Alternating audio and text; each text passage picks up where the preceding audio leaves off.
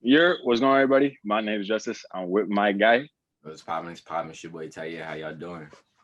and you tuned into the Silky Boys podcast, the Waviest podcast out for your sports news and what's going on in the culture right now. Ty, how you feeling this week, bro? I'm feeling great, bro. The weather's nice outside, bro. And Zach Wilson is a Jet, bro. So it's not a lot I can complain about today, bro. How you feeling now?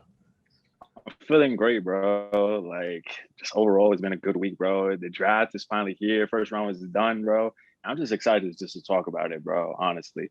But before we get into that, bro, we gotta talk about the news that broke just a couple of hours before the draft. Major news, bro. It has to do with Aaron Rodgers. Aaron Rodgers has come out. It was being reported that he is frustrated with the front office of the Green Bay Packers. So much so that he doesn't even want to come out and play next year for them. And within the past hour, today has even come out that he's seriously considering retirement if those issues cannot be resolved, bro. So, what is your initial take on this, bro? And do you see Aaron Rodgers picking up a Green Bay Packers uniform next year, bro?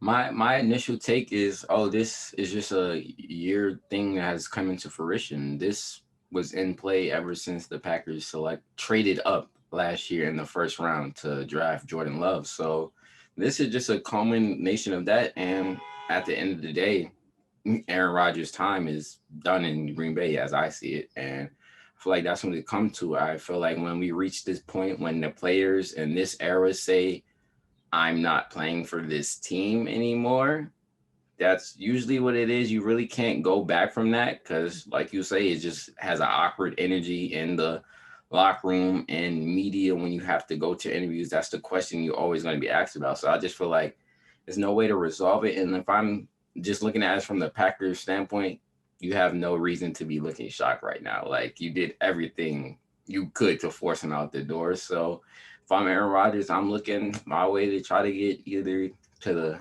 Denver or down to New Orleans. For me, that's my two top destinations for him right now. Right. And yesterday he came out with a list of teams that he'd be open to being traded to, going to 49ers, the Broncos, and the Raiders, bro.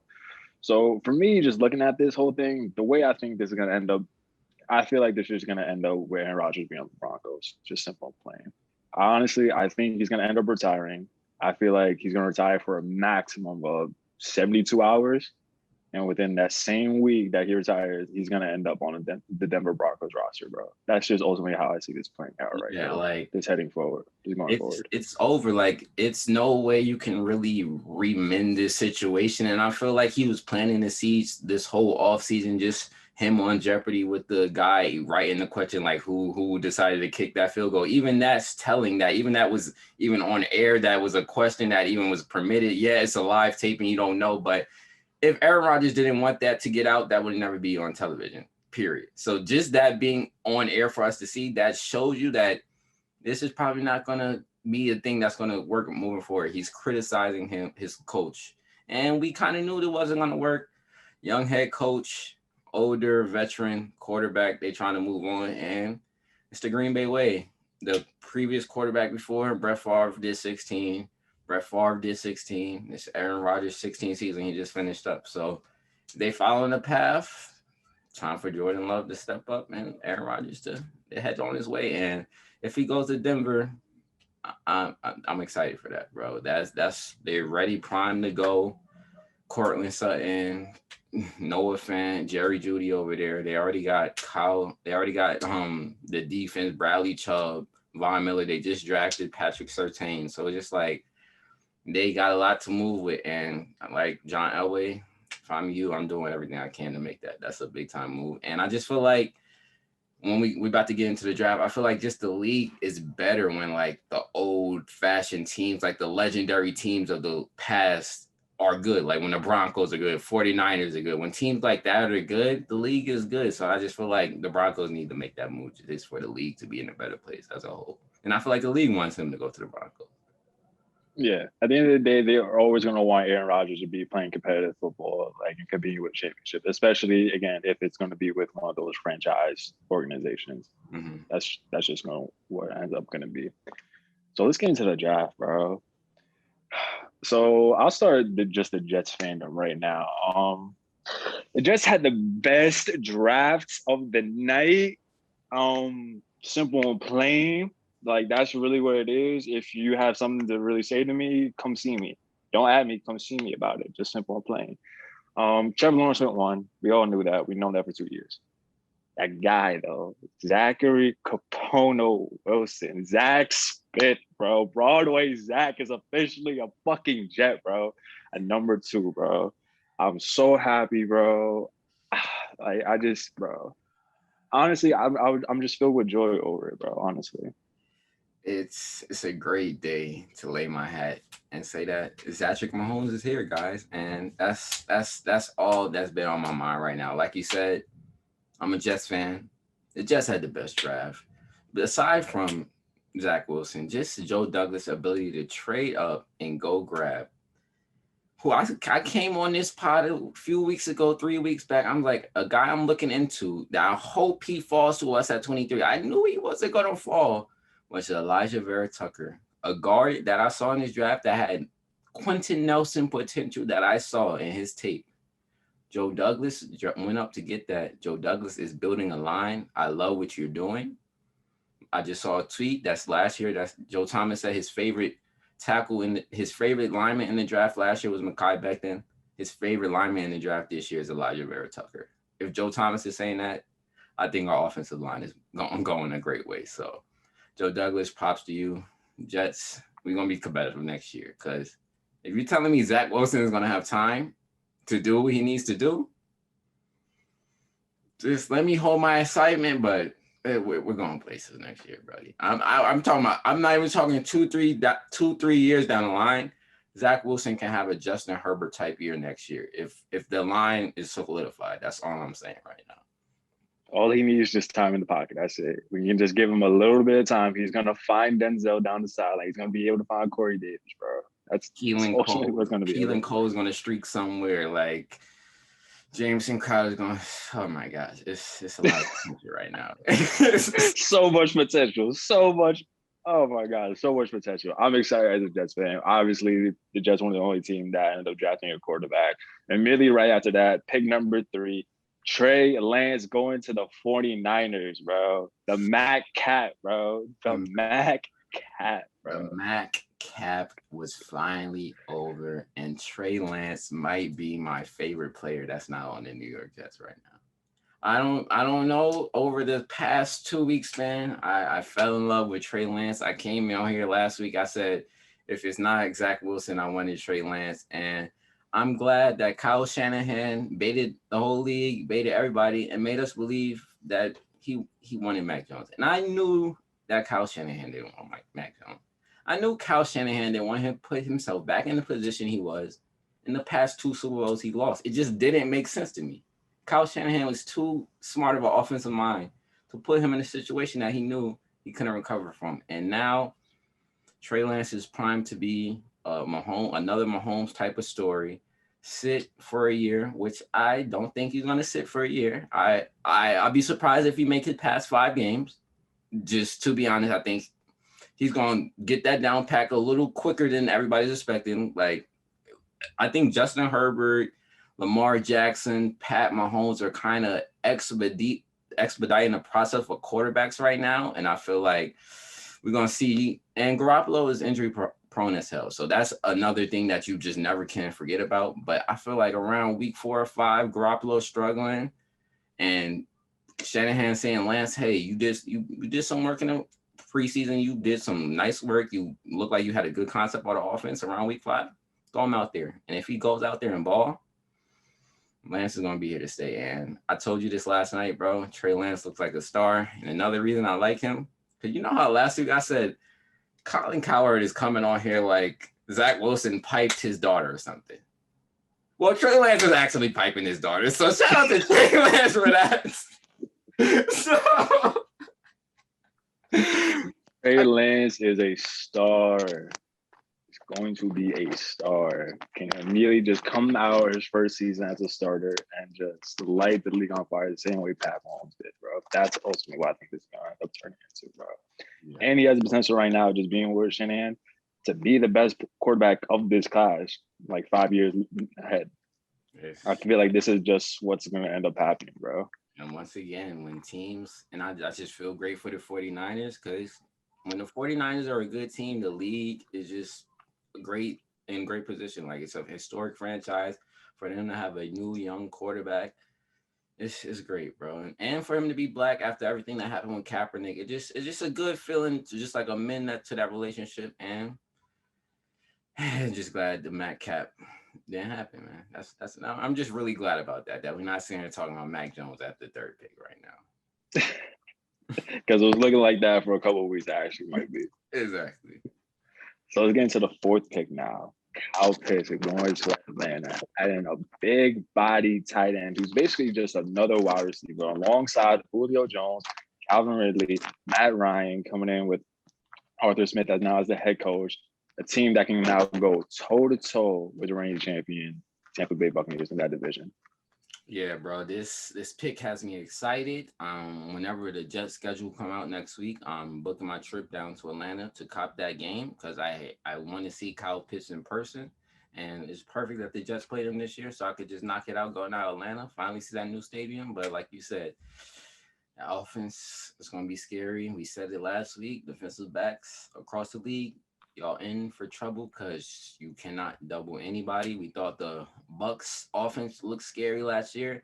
This is a little different because you have two freaks of natures that we've never really seen before. Like it's weird seeing two Megatrons on the field at the same time. That's kind of a OP Madden type of thing, and they have that. So Falcons, y'all looking up. Matt Ryan, you got some more weapons to play with, and Arthur Smith, you could play around with that. You got you a little AJ Brown. You got two AJ Browns you could work with now. You familiar with that type of player?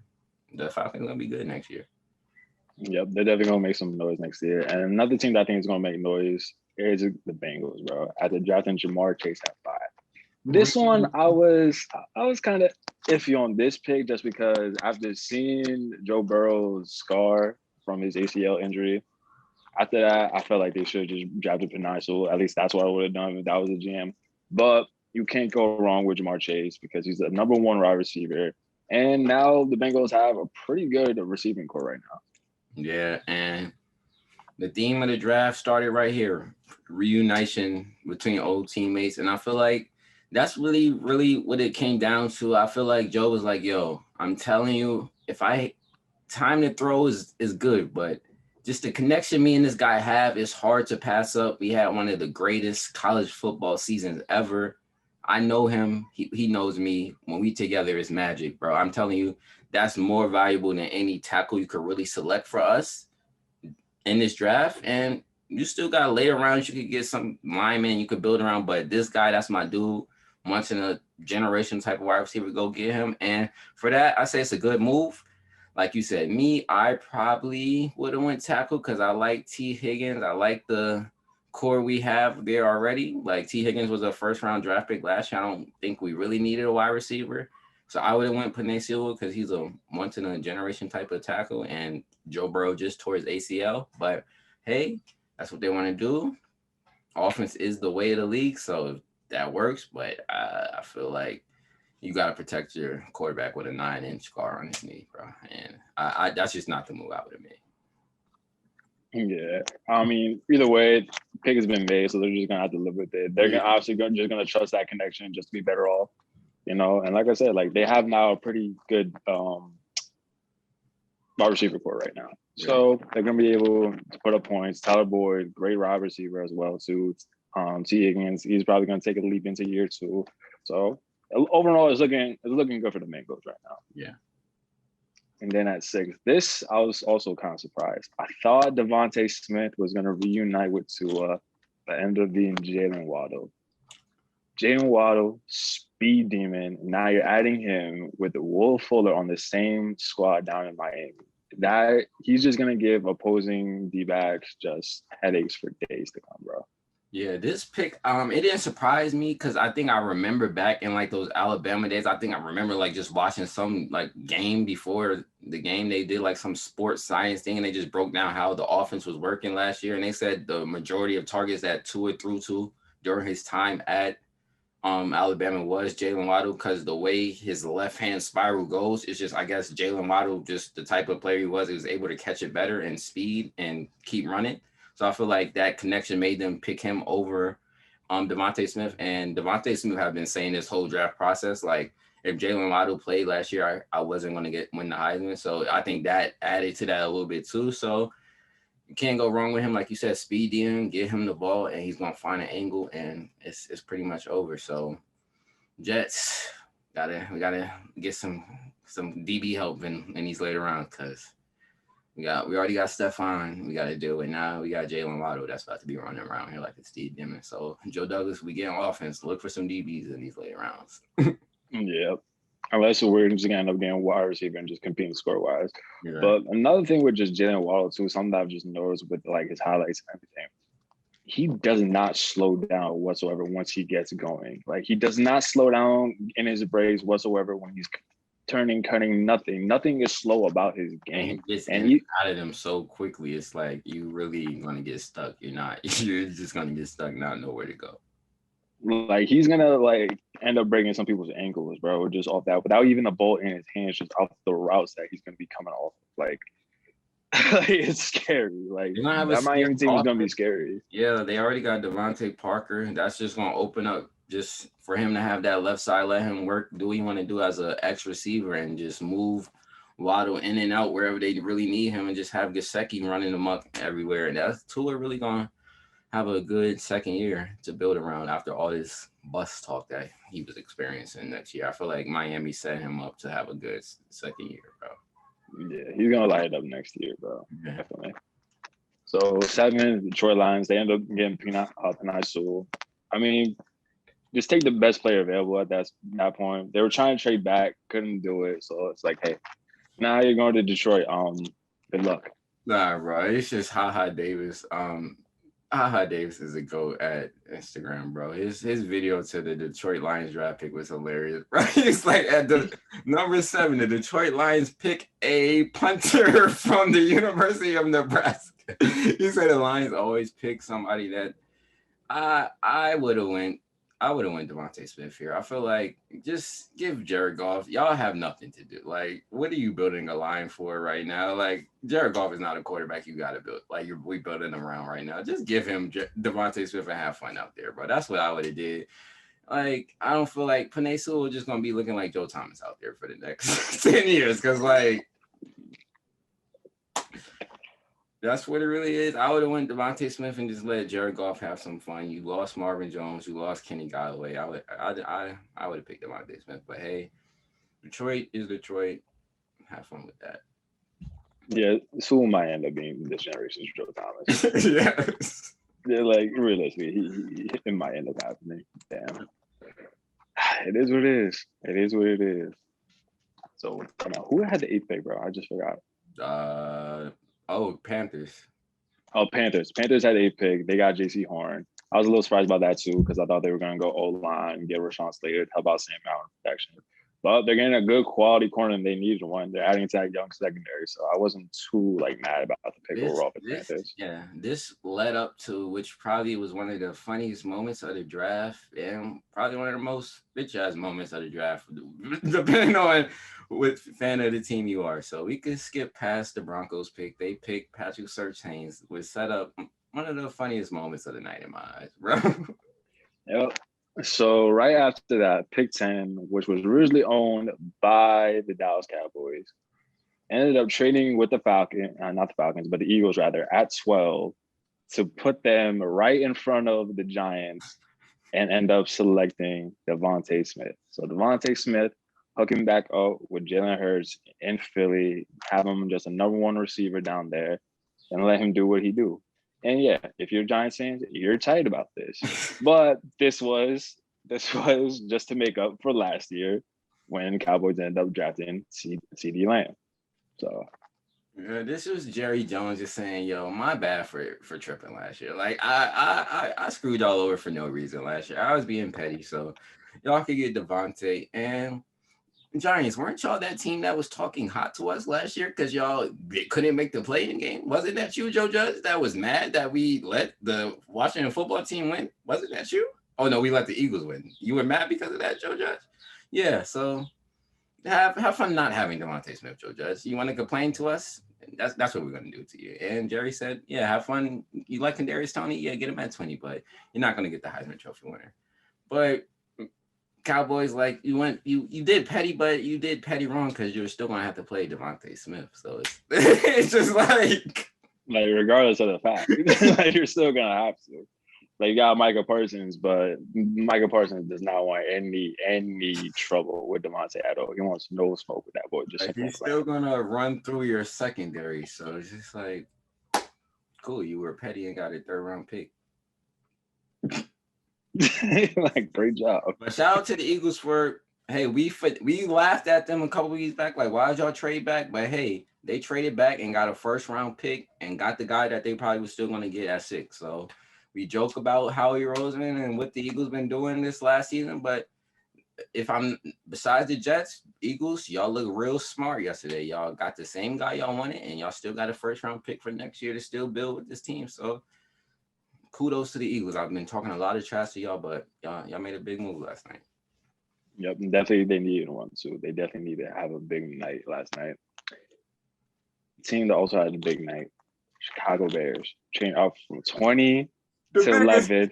The biggest to draft that boy, Justin Fields, bro. He was slipping. I thought it was a mistake for the Broncos not to take him at 9. I didn't know what they were doing. Chicago saw the opportunity. They said, screw it. We'll give up our 1st. We'll give up a couple later round picks because we need a franchise quarterback right now. And he's going to a situation where he can win now and be in playoff contention right now. And so Chicago Bears fans are obviously happy as hell. No one is more happy than Allen Robinson, though. Yep, nobody is more happy than Allen Robinson. Allen Robinson, you finally have a quarterback. No more Blake Bortles. No more Mitch Trubisky, Nick Foles. You are free to really show the league that you are probably the 3rd best wide receiver in this league. No cap. You probably top 3. No cap, because you've been putting up numbers. You've been going crazy with some bums. You got a nice stud. Your offense is nice over there. Dirt, go get the OTF chain for Justin, bro. Y'all finally got a he's probably the best quarterback the Bears ever had already, bro. So y'all finally, he's way better than Rex Grossman. Like, if he took y'all to the Super Bowl, what is Justin gonna do? That's all I gotta say. Matt Nagy, Ryan Pace, y'all saved yourself a couple years. Y'all recovered from the mistake that was Patrick Mahomes. Y'all bounced back of what could have been an ugly future for y'all. Y'all could forget the name Mitch Trubisky ever existed, and y'all could sleep peaceful at night. I'm happy y'all did it. When he was falling down, I was like, yo, Chicago better be. I was like, I know Chicago better be on somebody's phone right now. Y'all need somebody. So, Khalil, that defense, it's up. Like we said, Aaron Rodgers is not going to be in that division anymore. Jared Goff has nobody to throw to. Kirk Cousins and Justin Jefferson, with a defense like the Bears, they can hamper that down. So the Bears might be the top team in this division right now, which is crazy. So, hey, Chicago, y'all lit right now. So it is. I'm just happy that boy Justin Fields, bro, finally got drafted, bro. Actually got drafted to a decent team too. On top of that. Exactly. If it wasn't the Bears, I wanted him to go to the football team. So I'm glad it worked out either way. So just like it was a good destination for him both ways, bro. And then a couple picks later, Mac ended up going to the Pats. Where he needed to be all along. It was the Patriots all along. I said, y'all said he's supposed to be the next Tom Brady. So let the people who made Tom Brady have a chance to do what they want to do and make Mac Jones be not Tom Brady, but a comparable NFL player. So I feel like Bill Belichick is like, I'm back in my comfort zone. I got somebody that I know is not going to lose me the game. And that's all Bill needs. He just needs somebody that's not going to lose him the game, that's going to understand everything he needs to know on the offense. He has a photographic memory. He's a really smart player. And Bill loves that. He's been with a crazy coach with Nick Saban, so he knows what it's like to have a hard ass on him. So he's not gonna be weird being in a room with Bill. He's about to go from a goat to a goat. So he's ready to work. And I'm not afraid. I feel like Zach is going to win these battles. So it's really like, yo, as we stand, it's Zach Wilson, Josh Allen, Mac Jones, and Tua battle for the division. We got a nice division, and I see it. Give Zach Wilson a year to grow. We got the best quarterback in the division, bro. Got that, boy. Give him a year. We got a match. Yeah, boy. Yeah. Just give him some time. But those are the highlights from the first round. A couple of picks that kind of surprised me. The Caleb Farley pick by the Tennessee at 22. Just because I thought there was a chance that Caleb Farley was going to slip into the second round just because of medical issues. But Titans needed to adjust a corner. So at that pick, like I can see them reaching. And after all, like if he was healthy, he's arguably like the best corner in this draft, like just simple and plain. So that pick I was a little bit surprised about. And also Najee Harris pick too as well to the Pittsburgh Steelers, just because I feel like they need an old lineman rather than a running back. Mm-hmm.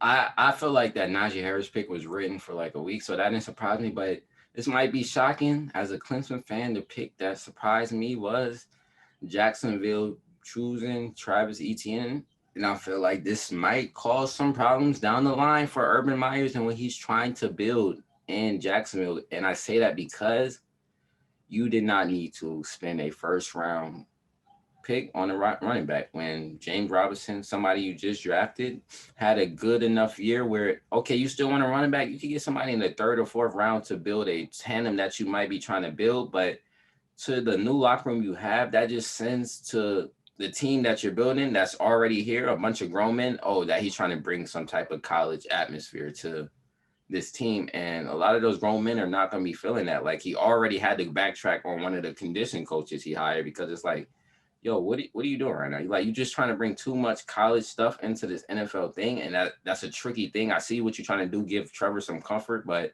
I probably would have went Tevin Jenkins at that pick or probably something else, like strengthen the line. And like, how does James Robinson feel right now? He just had 1,000+ yard season, the only highlight of last year, and y'all just pick somebody. And then after the draft, Urban Meyer comes down and say, James Robinson and Carlos Dunlap are going to be our first and second down backs. We only using Travis Etienne as a third round back. So you used a first round pick on a third down back?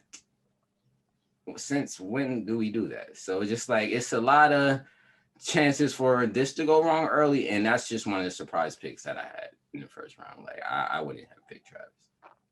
Yeah, that honestly, those comments make no sense at all. Like if you know realistically, like he's only going to be a third down back, why drop him in the first? I don't know, that makes literally no sense. You could have traded back probably until you even could have traded back, got an extra pick in the second round, and probably drafted the running back out of UNC if that was going to be the case. Exactly. They still have the first pick in the second round. So it's really not like y'all had to wait longer. Like y'all really had 3 first rounds. Like that 33rd pick is really an extra first. So y'all had 3 first rounds. So you didn't have to jump on a running back in the first round. So, but hey, Urban Meyer's trying to make Trevor as comfortable as possible. So I get it. And then the theme of the night was reunation. Jalen went back to Jalen got Devontae, Joe, and Justin. So it's just like that was the theme of the night. So Urban was like, hey, teammates is reuniting, so I'm about to do that right now, bro.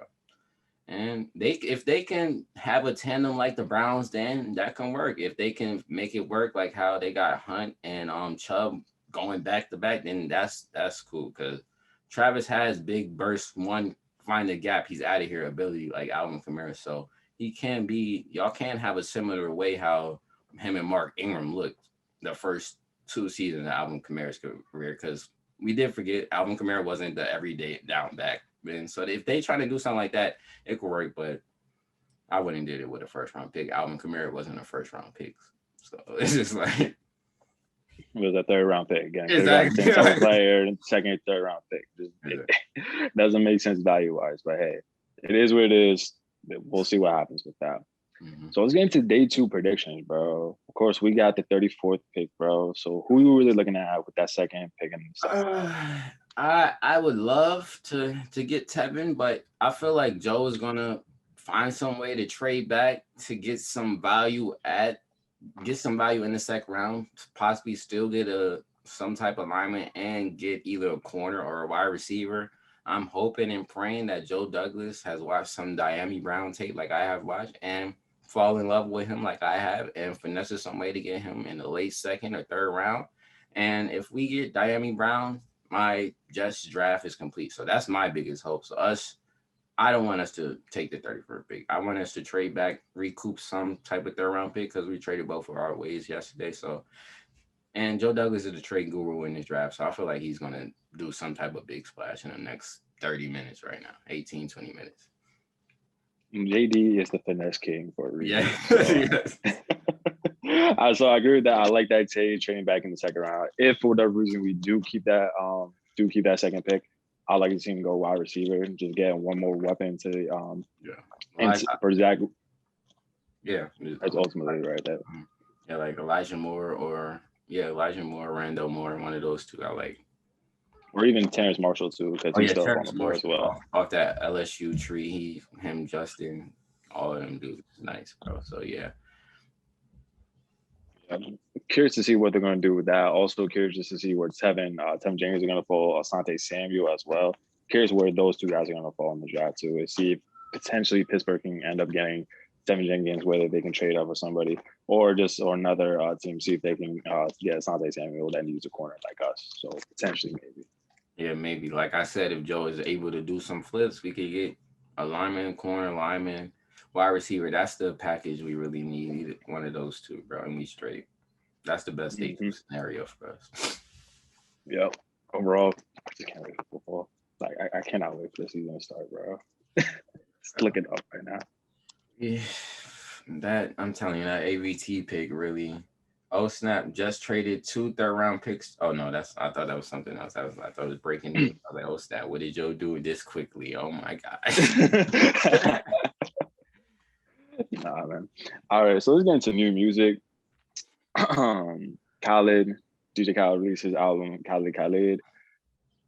Bangers, straight bangers off that album. Back-to-back weeks where we just have this really great just compilation albums, of course, with YSL releasing their Sign Language 2 and Deluxe follow-up right after that, and along with this album as well.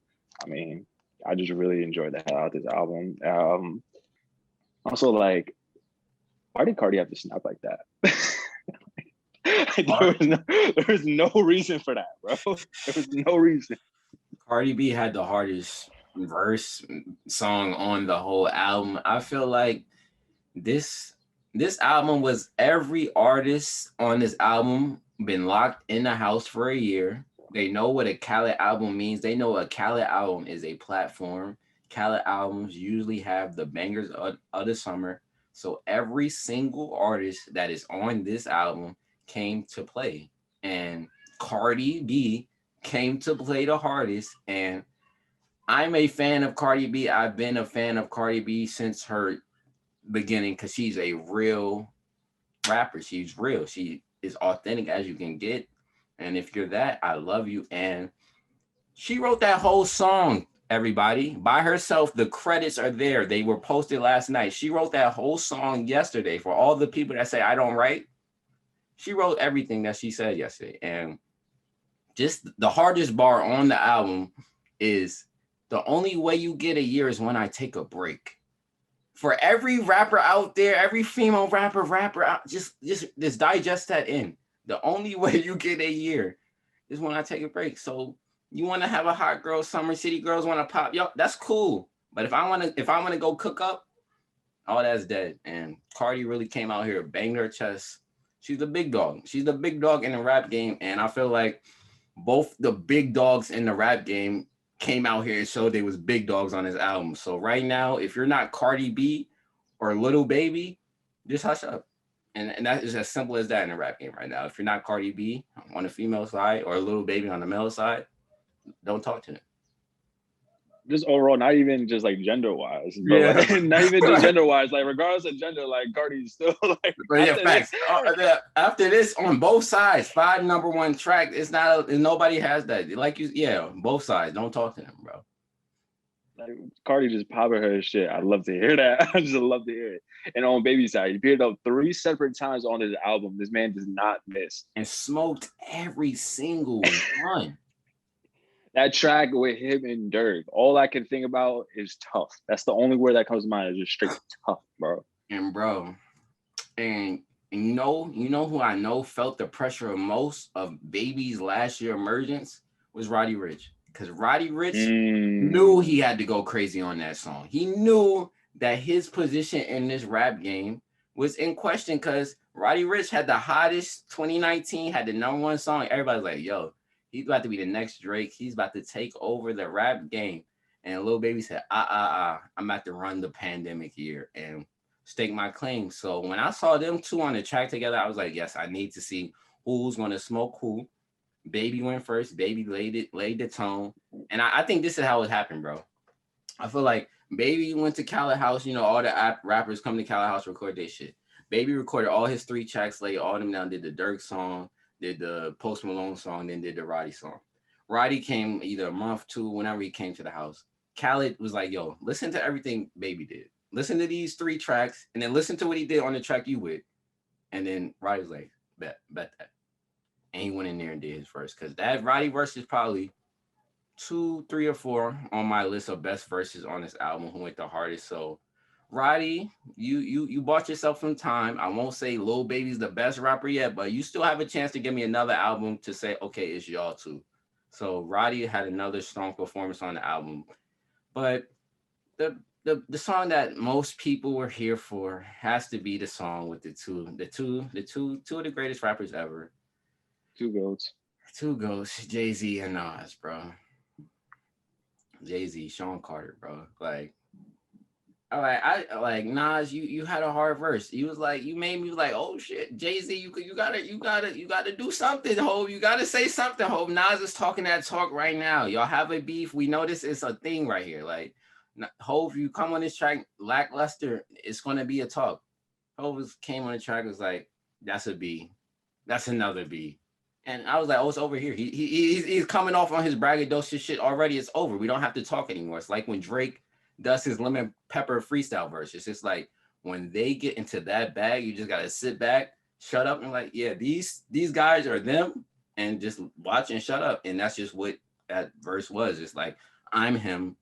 Let me show you I'm him again. No matter who I'm on the song with, I'm gonna be him. Oh yeah, and I'm gonna have my wife remind you that I'm him again. So it's just like, what else you gonna do with that, bro? So like I said, Khaled, this album is hard, bro. Every artist came to play. My only dislike of this album is the Her Amigo song. Her, I love you when you are a R&B singer. I was about to be mad at you until you made up for it with that Meek song. But Her does the reggae shit. I can't rock with it because I feel like it diminishes who she is. You have a great ass voice and you doing all that shit. It's a cheating. You're cheating yourself because like when you really sing that shit out, Her's the best R&B artist out. So just like that's the only song I didn't like because like I feel like you tried to play us with a hard ass sample and it was underwhelming as hell. And that's another thing. I feel like Khaled went too crazy on the samples a little bit on some of these songs. Like the Meek song, he went a little sample heavy, and then that Her song, it was sample heavy as hell. But other than that, it's a great album. That's the only 2 mistakes I have on it. Yeah, on the Her point, like I feel like that was just one of those things where like she knows that too. Like she herself like probably knows that. Like this isn't like what I usually do. This isn't a song for me to really showcase like my talents and really my abilities like that. Like she can do that, you know, in her sleep. Essentially. Right. Like that last verse on that Meek song, I feel like she showed that. Like she went crazy on that last part. She's like, all right, let me make up for what I did on that other shit, bro. Right. And honestly, like it just comes down to it. I feel like sometimes like artists, like we all know this, like artists do versus that. Like they did it, but they really didn't want to do it. You know what I mean? Like that always happens. I feel like that's always why I'm always nervous with Khaled albums because I feel like I don't know how artists stand with Khaled sometimes because Khaled is annoying as hell sometimes. So I feel like they could give him like a bullshit verse, like, here, nigga, take this and get out. But this one, I feel like everybody's like, nah, we got to go crazy on this. We know a lot of odds is going to be looking at this. So overall, if it's up there with the Thug album for me, just because of the performances it brought out of artists right now. Yeah, definitely. And it came out at a great time too, like just entering like like you said, like the weather's getting nice. We're starting to enter like like summer vibes. Like definitely a few of these songs are gonna be back in rotation come like July. Yeah. Like, most But off definitely. the Thug album, I do have to bring up a fear that I have right now, bro.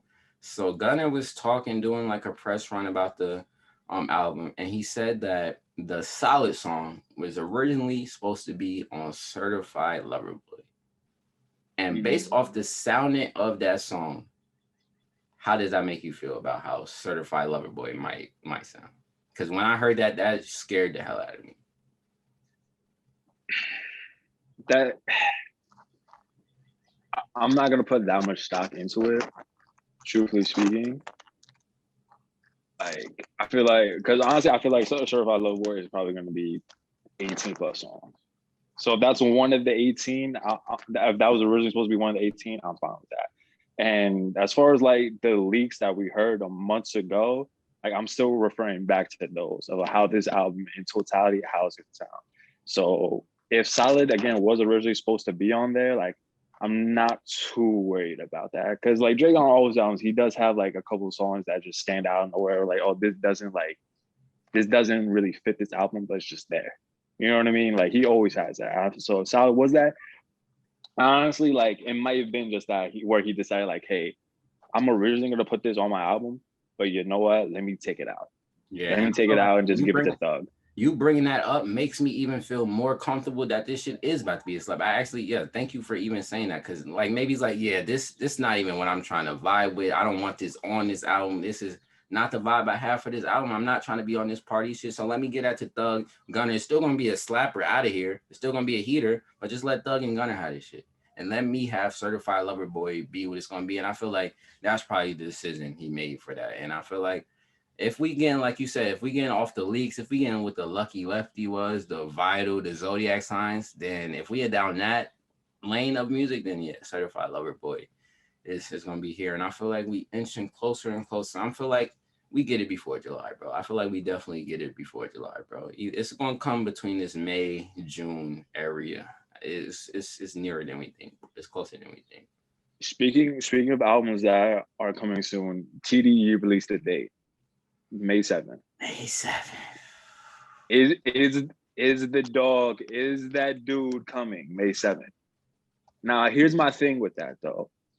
Is it going to be a full-length project, just surprise project, or is it just going to be a single leading up to the project? That's my only concern with that date.